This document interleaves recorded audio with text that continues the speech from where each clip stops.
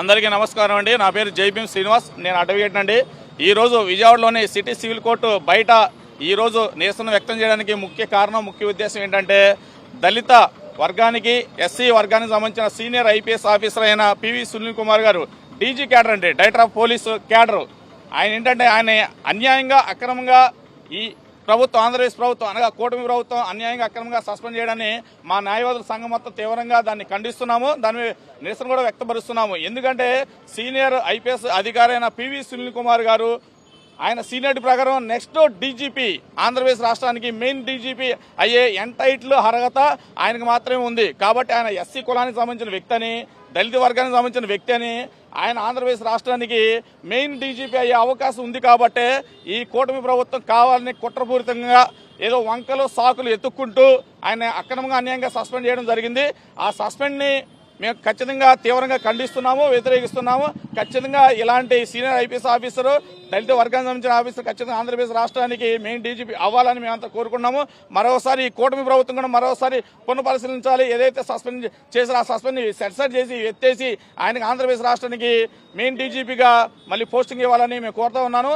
ఏంతో పాటు ఇంకా ఇతర సీనియర్ ఐపీఎస్ ఆఫీసర్లు అయినా సరే, ఎగ్జాంపుల్ మన విజయవాడ కమిషనర్ చేసిన మన రానా గారు కానీ, డీసీపీ విశాల్ గున్ని గారు కానీ, ఇంకా అధికారులు కానీ, రామాంజులు కానీ, ఐపీఎస్ అధికారులు కూడా అకారణంగా వన్ సైడ్గా సస్పెండ్ చేయడం జరుగుతుంది. ఒకవైపు సస్పెండ్ చేస్తారు, ఒకవైపు ఈ కూటమి ప్రభుత్వం కేంద్రానికి లేఖ రాస్తుంది, మాకు ఐపీఎస్లు కొడుతుంది, ఐపీఎస్లు ఇవ్వండి, ఐఏఎస్లు కొడుతుంది, ఐఏఎస్లు ఇవ్వండి. ఒకవైపు వన్ సైడ్గా వీళ్ళని అకారణంగా సస్పెండ్ చేస్తారు, మరోవైపునే ఐఏఎస్లు ఐపీఎస్ కావాలని కేంద్రానికి లెటర్ రాస్తారు.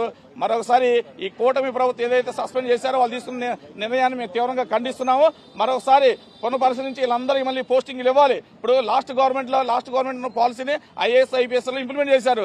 మీకు చేతనైతే ఈ సీనియర్ ఐపీఎస్ అధికారులకు పోస్టింగ్ ఇవ్వండి, మీ గవర్నమెంట్ పాలసీని ఇంప్లిమెంట్ చేసుకోండి. మీకు చేతగాక అసమర్థత ప్రభుత్వం ఏర్పడి కూటమి ప్రభుత్వంలో ఇలా వన్ సైడ్గా ఐఏఎస్ ఐపీఎస్ సస్పెండ్ చేయడం ఇది ప్రజాస్వామ్యం కాదండి. తీవ్రంగా మేము ఖండిస్తూ ఉన్నాము. ఖచ్చితంగా వాళ్ళందరికీ పోస్టింగ్లు ఇవ్వాలి. ఈ దళిత వర్గానికి, ఎస్సీ వర్గానికి సంబంధించిన సునీల్ కుమార్ గారికి మెయిన్ డీజీపీ అయ్యే అర్హత ఉంది. కాబట్టి నెక్స్ట్ ఖచ్చితంగా మళ్ళీ పోస్టింగ్ ఇచ్చి మెయిన్ డీజీపీ ఆంధ్రప్రదేశ్ రాష్ట్రం చేయాలని మేము డిమాండ్ చేస్తున్నాం, కోరుతా ఉన్నాము. Thank you. మిత్రులారా, రాజధానిలో దళితులకి భూములు ఇస్తే డెమోగ్రాఫిక్ ఇన్బ్యాలెన్స్ జరుగుతుందని, దళితులకు ఎవరికి కూడా అక్కడ భూములు ఇవ్వటానికి, ఇల్లు కట్టుకోవటానికి అవకాశం లేదని చెప్పి కోర్టుకు వెళ్ళినటువంటి వ్యక్తులు ఎవరన్నా ఉన్నారంటే తెలుగుదేశం పార్టీ చంద్రబాబు నాయుడు మాత్రమే. ఎందుకనంటే వాళ్ళకి దళితుల మీద కానీ, బీసీ వర్గాల మీద కానీ వాళ్ళకు ఉన్నటువంటి చిన్న చూపు, వాళ్ళు నివసించే ప్రదేశంలో ఈ దళితులు కానీ, బీసీని వాళ్ళు కానీ, నిమ్న వర్గాలు కానీ వాళ్ళ ఇళ్లలో పనులు చేయటానికి మాత్రమే ఉపయోగించుకునేటువంటి వర్గమైనటువంటి వీళ్ళు ఇటువంటి అధికారుల్ని ఏమాత్రం అధపాతాళానికి తొక్కేయటం తప్ప వీళ్ళు అందలం ఎక్కిస్తారని చెప్పి ఏ రకంగానూ కూడా ఈ తెలుగుదేశం గవర్నమెంట్ని కానీ, చంద్రబాబు నాయుడుని కానీ ఆలోచించాల్సిన అవసరం, వీళ్ళ గురించి ఊహించాల్సిన అవసరం ఇంకొకటి లేదు. రెండో పక్కన ఆంధ్రప్రదేశ్లో 20కి పైగా యూనివర్సిటీల్లో బీసీలని వైస్ ఛాన్సలర్లుగా తొలగించినటువంటి ఘనత కూడా ఈ తెలుగుదేశం ప్రభుత్వం, చంద్రబాబు నాయుడే మూటగట్టుకున్నారు అని అంటే వీళ్ళ మీద ఉన్నటువంటి ప్రేమ ఎట్లాంటిదో అర్థమవుతుంది. బీసీల యొక్క తోకలు కత్తిస్తానని చెప్పినటువంటి ముఖ్యమంత్రి కూడా చంద్రబాబు నాయుడు గారే. వీనికి ఈ సునీల్ కుమార్ గారికి ఒక అణగారిన వర్గాలకు సంబంధించినటువంటి వ్యక్తిని ఈయన ఏ రకంగా డీజీపీ పదవికి వెళ్తే ఈయన మనల్ని శాసించే పొజిషన్కి వస్తాడనేటువంటి దుర్మార్గమైనటువంటి ఆలోచనలతో వీళ్ళ మీద కక్ష కట్టి దుర్మార్గమైనటువంటి చర్యలకు పూర్తిపోతున్నటువంటి తెలుగుదేశం పార్టీని వీళ్ళని హెచ్చరిస్తూ వీళ్ళ మీద ఎటువంటి చర్యలు తీసుకున్నా కూడా తగిన మూల్యం చెల్లించాల్సి తప్పదని చెప్పి తెలియజేస్తున్నాం. సీనియర్ ఐపీఎస్ అధికారి అయినటువంటి డీజీ సునీల్ కుమార్ గారిని ఈ ప్రభుత్వం అక్రమ కేసులు పెట్టడమే కాకుండా సస్పెండ్ చేయడాన్ని విజయవాడలో ఉన్నటువంటి బహుజన దళిత వర్గానికి సంబంధించిన న్యాయవాదులందరం కూడా తీవ్రంగా ఖండించడం జరుగుతుంది. అదేవిధంగా మన కృష్ణా జిల్లా ఎస్పీగా చేసినటువంటి జాషువా గారు కానీ, విజయవాడ కమిషనర్గా చేసినటువంటి క్రాంతి రానా గారు కానీ, విశాల్ గున్ని గారు, పివి ఆంజనేయులు గారు, అదేవిధంగా గుంటూరులో అడిషనల్ ఎస్పీగా చేసినటువంటి పాల్ గారు, ఈ విధంగా చూస్తూ ఉంటుంటే సీనియర్ ఐపీఎస్ అధికారులు ఎవరైతే ఉన్నారో వాళ్ళందరి మీద కూడా కుట్రపూరితంగా చర్యలు తీసుకుని సస్పెండ్ చేసే విధంగా మరి ఈ ప్రభుత్వం చేస్తుంది. అంటే ఇక్కడ చూస్తూ ఉంటే విశాల్ గున్ని గారు కానీ లేకపోతే రాణా గారు కానీ ఒక యూత్గా ఐకాన్, ఒక ఇన్స్పిరేషన్. ఈ విధంగా యువత ఈ విధంగా పోలీస్ ఆఫీసర్లు అవ్వాలి, అత్యున్నతంగా ఐపీఎస్ అధికారులుగా తయారవ్వాలని చెప్పి వాళ్ళు ఒక ఇన్స్పిరేషన్ తీసుకుని రోల్ మోడల్గా ఉన్నటువంటి ఒక ఐపీఎస్ అధికారులని ఈ విధంగా తప్పుడు కేసులు పెట్టి ప్రభుత్వం సస్పెండ్ చేయడం అన్నది తీవ్రంగా ఖండిస్తున్నాం. అదేవిధంగా దళిత వర్గానికి చెందినటువంటి సునీల్ కుమార్ గారు మరి చిన్నప్పుడు తిండక మరి ప్రభుత్వ పాఠశాలలో చదువుకుని ఆయన డీజీపీ స్థాయికి వచ్చేసరికి ఈ ప్రభుత్వానికి కన్ను కట్టింది, కుట్రపూరితంగా సస్పెండ్ చేసి అతను ఈ రాష్ట్రానికి డీజీపీ అవ్వకుండా చేస్తున్నటువంటి సంఘటన ఈరోజు చూస్తున్నాం. అదేవిధంగా కృష్ణా జిల్లాకు సంబంధించినటువంటి జాషువా గారు మా ముద్దుబిడ్డ, ఆయన ఒక దళిత సమాజానికి చెందినటువంటి ఐపీఎస్ అధికారి. అతను ఒకడైతే ప్రభుత్వం మారిన వెంటనే బుకే తీసుకుని ఇంటికెళ్ళి బెదిరిస్తే ఒక ఐపీఎస్ అధికారులకు సంబంధించినటువంటి అధికారులు ఏం చేస్తున్నారు? ఎక్కడుంది ఇప్పుడు అధికారుల సంఘం? ఐపీఎస్ అధికారుల సంఘం, పోలీస్ అధికారుల సంఘం ఎక్కడుంది? ఇంతమంది ఐపీఎస్ అధికారులను సస్పెండ్ చేయడం దేశంలో ఏ రాష్ట్రంలో అయినా ఉందా, జరుగుతుందా? ఒకసారి ఆంధ్రప్రదేశ్లో ఉన్నటువంటి ప్రజలు కానీ పోలీసులు కానీ ఒకసారి వాళ్ళు ఆలోచించుకోవాల్సినటువంటి పరిస్థితి ఉంది. ఈరోజు దేశంలో అత్యున్నత న్యాయస్థానానికి మన తెలుగోడు ఎన్వి రమణ గారు చీఫ్ జస్టిస్ ఆఫ్ ఇండియా అవ్వగానే సంతోషపడ్డాం అందరం. అదేవిధంగా ఒక దళిత వర్గానికి సంబంధించినటువంటి సునీల్ కుమార్ గారు డీజీపీ అవడానికి ఆయన అర్హత లేదా? కాబట్టి ఈ కూటమి ప్రభుత్వం ఒకసారి ఆలోచించాలి. ఎవరి మీద అయితే చర్యలు తీసుకున్నారో అవి నిలుపుదల చేయాలి, వెంటనే పోస్టింగ్ ఇవ్వాలి. మీరు సునీల్ కుమార్ గారి మీద మోపినటువంటి నింద ఏంటి? ఆయన తెలియకుండా అంట విదేశాలకు వెళ్ళారంట.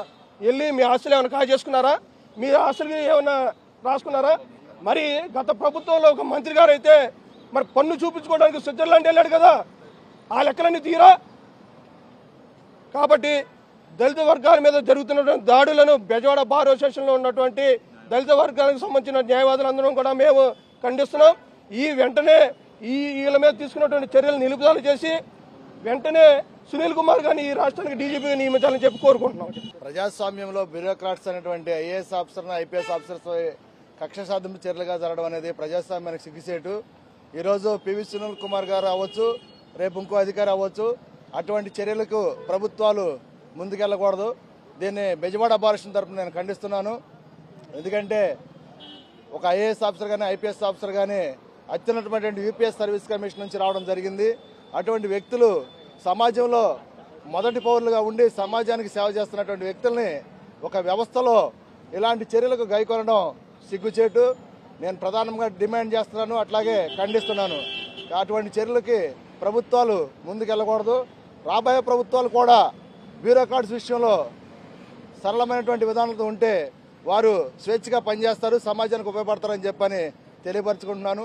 ఏదైనా సునీల్ కుమార్ గారి విషయంలో జరిగినటువంటి చర్యను నేను ఖండిస్తున్నాను. ఈరోజు రాష్ట్రంలో ఒక వింతైనటువంటి దుర్మార్గమైనటువంటి వాతావరణం ఏర్పడింది.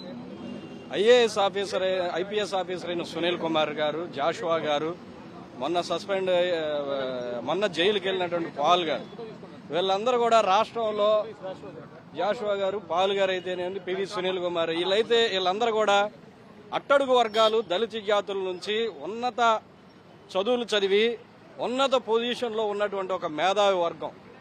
ఈ మేధావి వర్గాన్ని ఉన్నత స్థాయిలోకి వెళ్ళిన తర్వాత తుంచేయాలి అనేటువంటి ఆలోచన అదేదో ఒక పివి సునీల్ కుమారో, జాషువా గారో, పాల్ గారి మీద దాడి కాదు.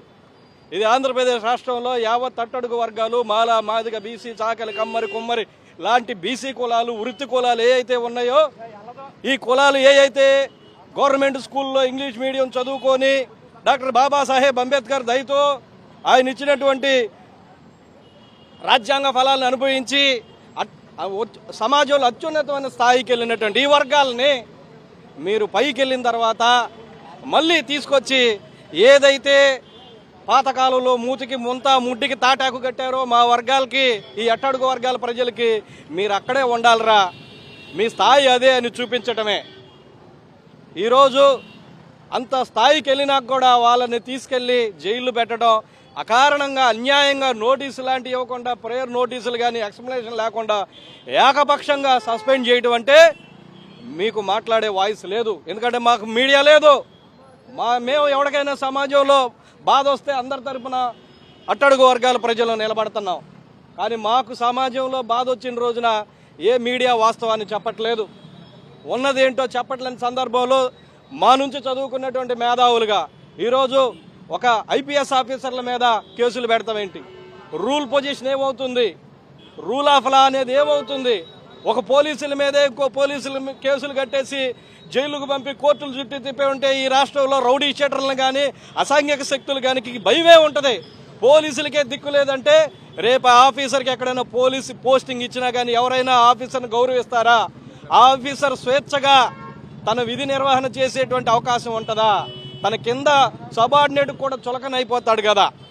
ఎందుకని ఇంతటువంటి పరిస్థితి? మరి ఎందుకని అట్టడుగు వర్గాల ప్రజల్ని ఈ విధంగా వేధిస్తున్నారు? అంటే ఐఏఎస్ ఐపీఎస్లైనా కానీ ఈ ఆంధ్రప్రదేశ్ రాష్ట్రంలో అట్టడుగు వర్గాల నుంచి ఒకడు ఎవడైనా ఐఏఎస్ ఐపీఎస్ గ్రూప్ 1 లాంటి ఉద్యోగాలు చేసినా కానీ ఆడు చివరికి జైలు పాలవ్వాలా?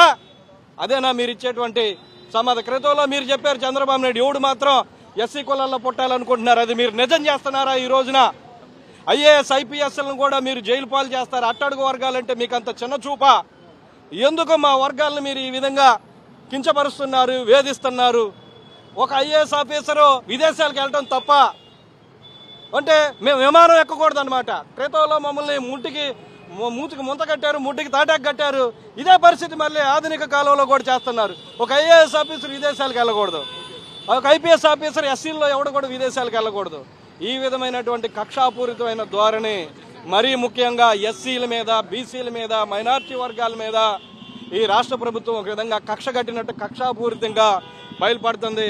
మాకు రాజ్యాంగం ఉంది, రాజ్యాంగ హక్కులు ఉన్నాయి. ఈ రాష్ట్రంలో ఏ ఒక్క నిజాయితీ పరుడికి అన్యాయం జరిగినా కానీ మేము న్యాయవాదులుగా, దళిత న్యాయవాదులుగా, సమాజ అభ్యుదయాన్ని కోరేటువంటి న్యాయవాదులుగా మేము ఉంటాం.